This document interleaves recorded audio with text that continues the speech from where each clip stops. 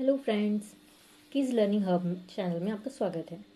आज हम परिसर अध्ययन भाग 1 में पार्ट 6 भोजन की विविधता यह पार्ट देखेंगे। लेकिन उससे पहले अगर आपने अभी तक मेरे चैनल को सब्सक्राइब नहीं किया है तो प्लीज़ सब्सक्राइब करें और बेल आइकन को दबाएं ताकि मेरे लेटेस्ट अपलोडेड वीडियो की नोटिफिकेशंस आपको मिलती रहे। तो शुरू करते हैं। कक्षा चौथी में परिसर अध्ययन भाग 1 भोजन में विविधता। बच्चों, आपको स्क्रीन पर दिखाई दे रहा है कि भोजन में विविधता का मतलब होता है कि भोजन में अलग अलग जो चीज़ें हम खाते हैं, जैसे हम रोज़ दाल चावल नहीं खा सकते, रोज़ हम सिर्फ रोटी नहीं खा सकते।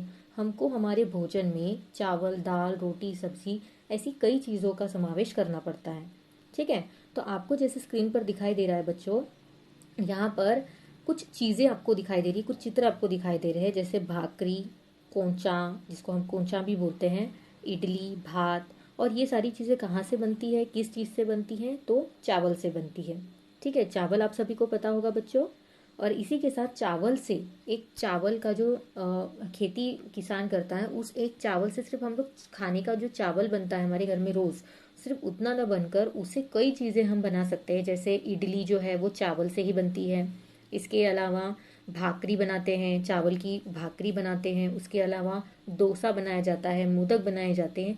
ये सारी ही चीज़ें चावल से बनाई जाती है।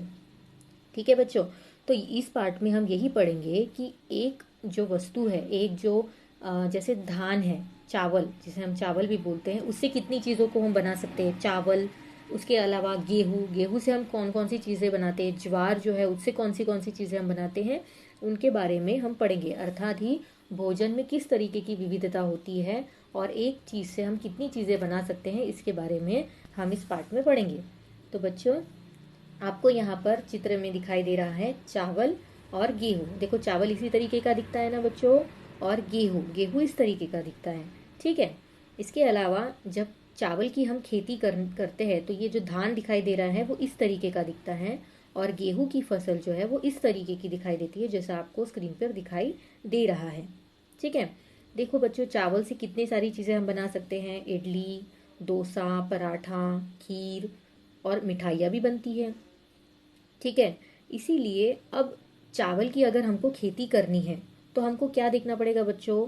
जैसा आप मैप में देख पा रहे हैं, मैप में भारत के नक्शे में चावल, गेहूं और ज्वार की खेती कहाँ कहाँ पर होती है। ठीक है, उसकी एक चिन्ह के द्वारा आपको दर्शाया गया है। जैसे चावल के लिए जो है वो 3 तरीके की रेशाएं आपको दिखाई दे रही है। जहां जहां पर भी ये दिखाई दे रहा है आपको, वहां पे चावल की खेती की जाती है। इसके अलावा गेहूं के लिए देखो कौन सा निशान दिया है, यहाँ पर येलो कलर का, वहां पर उस जगह पर गेहूं की खेती की जाती है। और ज्वार के लिए देखो कहाँ कहाँ पर दिखाया गया है, वहां पर ज्वार की खेती होती है। ठीक है, तो बच्चों, आपको यह पता है क्या कि जो खेती की जाती है उसको करने के लिए कौन सी चीज़ों को ध्यान में रखा जाता है? तो सबसे पहले खेती करने के लिए उस जगह पर पानी की, उपजाऊ मिट्टी की कैसी उपलब्धता है, कैसी चीज़ें वहाँ पर उपलब्ध है, वहाँ पर बारिश कम होती है क्या, वहाँ पर बहुत ज़्यादा बारिश होती है क्या, या फिर बिल्कुल ही बारिश नहीं होती, ऐसी जो जगह है उसको ध्यान में रखकर हम लोग खेती करते हैं। जैसा कि आप इस मैप में देख पा रहे हैं, जो चावल की खेती है देखो बच्चों, वो एकदम समुद्र किनारे पर जो है चावल की खेती होती है। अब ऐसा क्यों? क्योंकि चावल की खेती करने के लिए हमको कैसे प्रदेश चाहिए होते हैं? ठंडे प्रदेश, जहाँ पर बारिश ज़्यादा होती है और जहाँ पर पानी का जो क्षेत्र होता है, वहाँ पर जो है चावल की खेती सबसे ज़्यादा प्रमाण में की जाती है। तो बच्चों, ऐसे ही जो खेती के बारे में हमने इसके पहले भी पढ़ा है। खेती जो है वह हमारे देश में लगभग हर जगह पर की जाती है। और खेती जो है वो कहाँ पर, किसके ऊपर निर्भर करती है? वहाँ पर बारिश होती है क्या, वहाँ पे मिट्टी जो है वो उपजाऊ है क्या, या फिर वहाँ पर अगर हम कोई फसल पैदा करते हैं तो वो फसल मर तो नहीं जाएगी, सड़ तो नहीं जाएगी। ये उसकी मिट्टी के ऊपर डिपेंड करता है, उसके ऊपर निर्भर करता है। तो ठीक है, तो किसान जब खेती करता है तो ये सारी ही चीज़ों को वो देखता है। इसके अलावा जैसे हम भारत में रहते हैं तो भारत के किस क्षेत्र में, जैसे भारत के दक्षिण क्षेत्र में, जो दक्षिण का एरिया है, नीचे का जो हिस्सा है, देखो वहाँ पे सिर्फ चावल की खेती सबसे ज़्यादा क्यों की जाती है? क्योंकि वहाँ पर पानी जो है, बारिश जो है वो सबसे ज़्यादा आती है, वर्षा जो है वो सबसे ज़्यादा होती है। इसके अलावा जो नारियल की खेती होती है, सांवा की फसलें जो उगाई जाती है, मड़ुआ की जो फसलें उगाई जाती है, वो सबसे ज़्यादा बारिश वाले प्रदेशों में उगाई जाती है। ठीक है। और वहाँ जहाँ पर थोड़ा कम पानी आता है, मध्यम जहाँ पे वर्षा होती है, वहाँ पर गेहूं की खेती की जाती है, अरहर की खेती की जाती है, सोयाबीन की खेती की जाती है, क्योंकि इन फसलों के लिए बहुत ज़्यादा बारिश की ज़रूरत नहीं होती है। इसके अलावा जो ज्वार, बाजरा, मोट, ये जो जैसे जो फसलें होती है, ये बहुत ही कम पानी सोखती है, मतलब इनको कम पानी की आवश्यकता होती है, इसीलिए इनको कम वर्षा वाले प्रदेश में उगाया जाता है। ठीक है। इसके साथ ही जब हम फसल उगाते हैं तो फसल उगाने के लिए बहुत ही अच्छी क्वालिटी की हमको बीज की ज़रूरत होती है, उपजाऊ मिट्टी की ज़रूरत होती है, और साथ ही साथ सूर्य प्रकाश की ज़रूरत होती है कि सूर्य की किरणें जो है वो अपनी फसल के ऊपर बराबर मात्रा में पड़नी चाहिए। ठीक है। इसके साथ ही साथ पानी की सबसे ज़्यादा आवश्यकता होती है। और ये सारी जो हम सब्जियां खाते हैं बच्चों, वह भी हम लोग ऋतुओं के अनुसार खाते हैं। मतलब कुछ सब्जी 12 महीने उपलब्ध नहीं होती, 12 के 12 महीने हमको देखने नहीं मिलती। जैसे बैंगन, बैंगन जो है वो 12 ही महीने हमको देखने मिलता है। ठीक है। उसमें वो हर ऋतुओं में पैदा किया जाता है। लेकिन ऐसी कुछ सब्जियां होती है जो सिर्फ एक स्पेशल ऋतु में ही पैदा की जाती है। ठीक है। जैसा कि आप चित्र में देख पा रहे हैं, इस चित्र में देखो बच्चों, आपको एक नक्शा जो दिखाई दे रहा है, जिसमें अलग अलग प्रदेश में उगाए जाने वाले जो खेती के ये है, जैसे चावल है, गेहूं है, ज्वार है। तो ये सारी चीज़ें आपको मैप देखकर पता चल ही गया होगा कि ये सारी चीज़ें इस प्रदेश में उगाई जाती है। आपके बुक में कुछ आपको क्वेश्चंस भी दिए हैं, उन क्वेश्चंस को आपको पढ़ना है और इसके ऊपर सोच विचार करना है। ठीक है। आगे बढ़ते हैं। आगे आपको दिखाई दे रहा है एक फल विक्रेता जो है वो फल बेच रहा है। ठीक है। तो ऐसे हमने भी कई जगहों पर फल बेचने वाले इंसानों को देखा है। तो आपको क्या करना है, इनसे मिलना है। ठीक है। और इनको कुछ क्वेश्चंस पूछने हैं, कुछ प्रश्न उनसे पूछने हैं कि जो वो फल बेचते हैं वो साल भर बेचते हैं क्या, या कौन से मौसम में कौन से फल आप लोग ज़्यादा बेचते हो। ठीक है। कौन से फल किस ऋतु में कम मिलते हैं, कौन से फल किस ऋतु में सबसे ज़्यादा मिलते हैं, ये सारी चीज़ें आपको उनसे पूछना है। इसके साथ ही आपको ये पता होगा बच्चों कि हम जो फल खाते हैं, ठीक है, वो कुछ एक मौसम में या एक पर्टिकुलर मौसम में ही उगाए जाते हैं। जैसे जब गर्मी के सीजन आते हैं, जब गर्मी के दिन आते हैं, तो हम सबसे ज्यादा किस चीज को पसंद करते हैं खाना? यस, आम को। हम सबसे ज्यादा आम खाना पसंद करते हैं। और कुछ लोग तो आम की राह देखते देखते इतने ज्यादा परेशान हो जाते हैं कि वो राह देखने लगते हैं कि कब गर्मी का मौसम आएगा और कब हमको अलग अलग तरीके के आम खाने को मिलेंगे। ठीक है बच्चों। अब देखो, आपको चित्र में कई सारे फ्रूट्स दिखाई दे रहे हैं, कई सारे फल दिखाई दे रहे हैं, जिसमें सेब, अमरूद, अंगूर, केला, आम, जामुन, स्ट्रॉबेरीज, ठीक है, और चीकू जैसी कई चीज़ें हमको दिखाई दे रही है। अब बच्चों, यहाँ पर आपकी बुक में एक और मैप दिया हुआ है। अब यहाँ पर ये मैप आपको यह बताना चाह रहा है कि जैसे सारी ही चीज़ें हम लोग अपनी भारत देश में नहीं उगा सकते, ठीक है, तो हमको कई चीज़ों को मंगवाने के लिए दूसरे जो पड़ोसी हमारे जो देश है उनके ऊपर डिपेंड रहना पड़ता है, उनसे वो चीज़ें मंगवानी पड़ती है। क्योंकि हमारा भारत देश अगर कोई चीज़ पैदा करता है और बाजू वाले देश में उस चीज़ की ज़रूरत है, तो हम भारत से वो चीज़ उस देश में बेचते हैं और वहाँ की जो चीज़ें हमको ज़रूरी लगती है वहाँ से वो मंगवाते हैं। ठीक है। तो इसको हम आयात निर्यात बोलते हैं। आयात करना यानी मंगवाना और निर्यात करना यानी भेजना। ठीक है। तो जो चीज़ें हमारे देश में पैदा नहीं की जा सकती, वह चीज़ें हम दूर देश के लोगों से मंगवाते हैं और अपनी ज़रूरत पूरी करते हैं। तो जैसा मैप में आप देख पा रहे हैं कि जो चीज़ें हैं, देखो यहाँ पे क्या बताया गया है कि महाराष्ट्र में जो है वो महाराष्ट्र तथा पड़ोसी राज्यों के प्रसिद्ध खाद्य पदार्थ जो है यहाँ पर दिए गए हैं, और वहाँ पर उस राज्य में उस चीज़ की क्या क्या चीज़ें बनाई जाती है। जैसे आप यहाँ पर अरब सागर के जो अरब सागर आपको दिखाई दे रहा है उसके साइड अगर आप देखोगे तो वहाँ पे चावल की खेती की जाती है। तो चावल से कौन सी चीज़ वहाँ पे ज़्यादा खाई जाती है? भाकरी, यानी चावल की जो भाकरी है वो सबसे ज़्यादा खाई जाती है।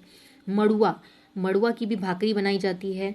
चावल से भाकरी बनाते हैं, नीचे देखिए आपको पूरा दिखाई दे रहा होगा, चावल से मोदक बनाई जाता है।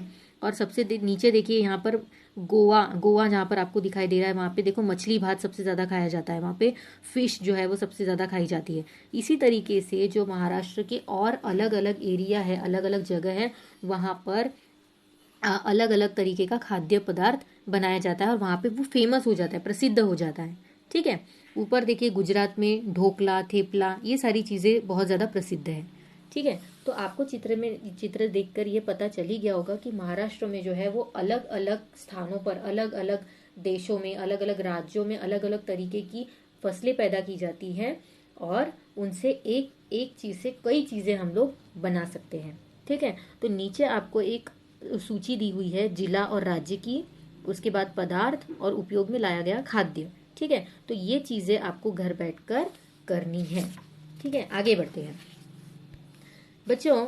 जैसे किसी भी प्रदेश में, जैसे किसी भी क्षेत्र में अगर हम कोई फसल पैदा करना चाहते हैं तो वहाँ पर, जैसे मैंने आपको पहले भी बताया कि वहाँ पर कई चीज़ों को हमको ध्यान में रखना पड़ता है। ठीक है। जैसे महाराष्ट्र के पठारी क्षेत्र में ज्वार का विपुल मात्रा में उत्पादन होता है, यानी ज्वार की जो फसल है वो सबसे ज़्यादा पैदा की जाती है। और इस क्षेत्र में ज्वार से परिमल, खीर, भाकरी, घुघरी, पापड़, बड़ी, चीला, धपाटे, ये तरीके की सारी खाने की चीज़ें बच्चों, और ये किससे बनाई जाती है? ज्वार से बनाई जाती है। ठीक है। वैसे ही कोकण का जो क्षेत्र है, कोकण जो एरिया है, कोकण जो जगह है, वहाँ पर सबसे ज़्यादा चावल और नारियल खाया जाता है। ठीक है। नारियल, नारियल का तेल, नारियल का दूध, इस तरीके की चीज़ें जो है वहाँ पे सबसे बड़े पैमाने पर पैदा भी की जाती है और वहाँ पे खाई भी जाती है। उसके बाद मध्य महाराष्ट्र में, महाराष्ट्र के बीचों बीच ज्वार, बाजरा, मूंगफली, सोयाबीन, तिल और सरसों, ये सारी जो चीज़ें हैं वो सबसे ज़्यादा उपयोग में लाई जाती है। ठीक है।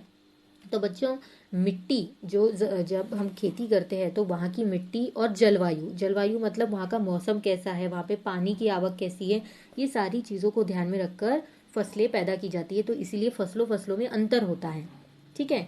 तो आज इस पार्ट में हमने यही पढ़ा कि जगह के अनुसार हम लोग फसलें पैदा करते हैं और उन फसलों की अलग अलग ज़रूरतें होती है। किसी को कम पानी की ज़रूरत होती है, किसी को ज़्यादा पानी की ज़रूरत होती है। ठीक है बच्चों। तो खेती करने से पहले जो किसान है वो यही सब चीज़ें देखता है कि खेती अपने, हम जब खेती करेंगे तो हमको कौन सी चीज़ों की उपलब्धता इस आसानी से मिलेगी। ठीक है। तो किसी भी क्षेत्र की जलवायु, मिट्टी, जल और हमारी आवश्यकताओं के आधार पर यह निर्धारित होता है कि कौन सी फसल उगाई जाए। उसी के अनुसार यह भी निर्धारित होता है कि हमें आहार में कौन से प्रमुख अनाज होंगे। जैसे जिस क्षेत्र में जो चीज़ें सबसे ज़्यादा खाई जाती हैं वहाँ पर उसकी खेती सबसे ज़्यादा होती है। जैसे कोकण में मैंने आपको बताया वहाँ पर नारियल सबसे ज़्यादा खाया जाता है, तो नारियल की अलग अलग चीज़ें वहाँ पे बनाई जाती है। वहाँ पे सबसे ज़्यादा नारियल, वहाँ पे छोटी छोटी चीज़ों में नारियल डाला जाता है, नारियल का तेल डाला जाता है, नारियल का पानी डाला जाता है। ठीक है। और नारियल की चटनी वहाँ पे सबसे ज़्यादा खाई जाती है। ठीक है। तो बच्चों, आज हमने इस पाठ से क्या सीखा कि हमारे जो खाद्य पदार्थ हैं, हम जो खाने की चीज़ें खाते हैं उसमें बहुत ज़्यादा विविधता होती है, अलग अलग तरीके की चीज़ें खाते हैं हम लोग। उसके अनुसार, क्षेत्र के अनुसार खाद्य पदार्थों में विविधता होती है।